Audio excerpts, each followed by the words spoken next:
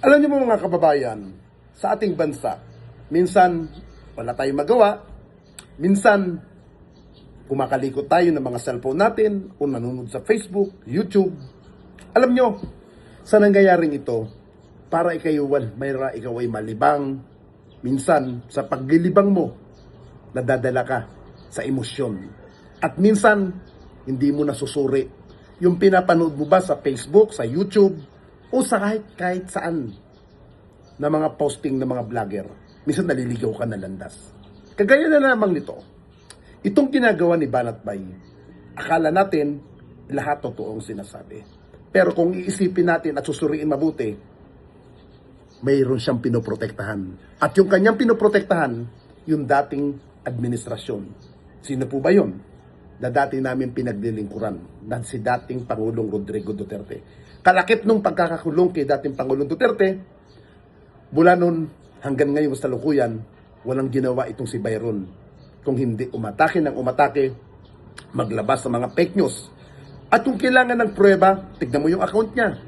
Lahat puot at galit ang kanyang mga sinasabi laban sa administrasyon na to. Na tila ba na parang walang ginagawang mabuti ang gobyerno ni Pangulong Marcos at yun ang gusto nilang palabasin.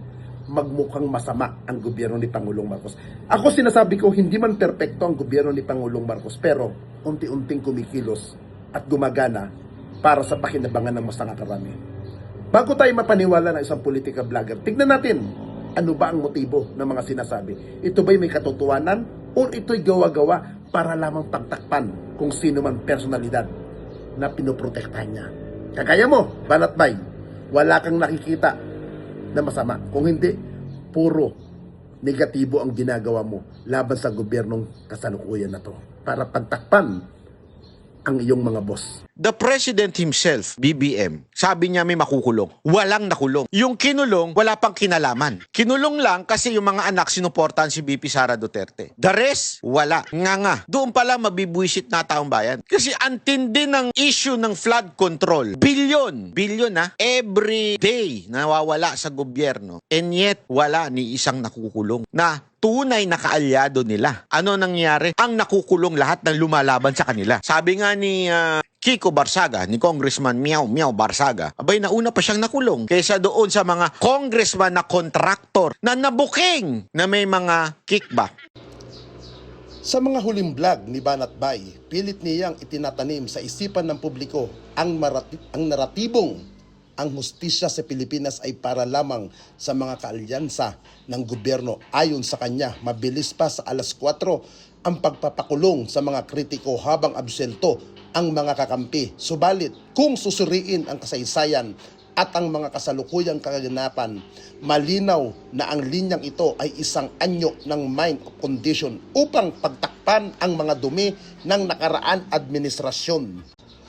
Kung pag-uusapan ang paggamit sa batas bilang sandata ng paghihigante, walang hihigit pa sa panahon ni dating Pangulong Rodrigo Duterte, hindi natin malilimutan ang sinapit ni Senadora Leila de Lima na pinatahimik at ipinakulong ng halos 7 taon dahil sa mga gawa-gawang kaakusasyon na kalaunan ay napatunayan walang basihan. Nandiyan din ang pagpapasara sa ABS-CBN, isang malinaw na pag-atake sa kalayaan ng pamamahayag sa kabila ng paglilinaw ng BIR na wala silang utang na buwis. Maging ang mga Rappler ay ginipit sa isyu ng ownership para lamang hinahain ang mga bumabatiko sa gobyerno. Ito ang tunay na definition ng political prosecution.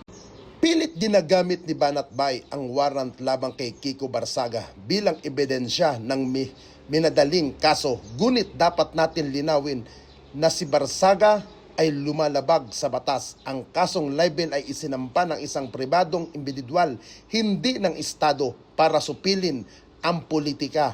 Ang mabilis na paglabas ng warrant ay indikasyon na gumagana ang sistema. Huwag natin sanayin ang ating mga sarili na ang hustisya ay dapat laging tumatagal ng dekada. Ang pag-uusad ng kaso ni Barsaga ay patunay na may pangil ang batas laban sa mga maninira ng dangal. Tungkol naman sa isyu ng flood control project, tila nakakalimutan ni Banat Bay na may nakalung sa katauhan ni Diskaya, mahalagang tandaan ang naging pahayag ni Diskaya ang kanilang negosyo ay nagsimulang mag-boom noong 2016. Ang tanong kung kailan naupo si Duterte, kasalukuyan pang sinasagawa ang mga hearing at habang lumalabas ang katotohanan at unti-unting natutuntun ang mga anomalya na nagbugat at lumalala sa nakaraang rehimen. Ang ginagawa ni Banatbay ay isang desperadong hakbang upang panatilihin malinis ang imahe ng mga Duterte sa mata ng mga DDS. Sa halip na magbigay ng patas na pagsusuri, puro paninira ang kaniyang binabato sa kasalukuyang administrasyon. Ang totoong sa nakaraan 6 na taon, mas lalong nabulok at lumala ang korupsyon sa bansa. Panahon na upang imulat ang mata ng publiko. Ang batas ay hindi dapat ginagamit sa paghihigante, kundi sa pagpapanagot sa mga tunay na nagkasala sa bayan.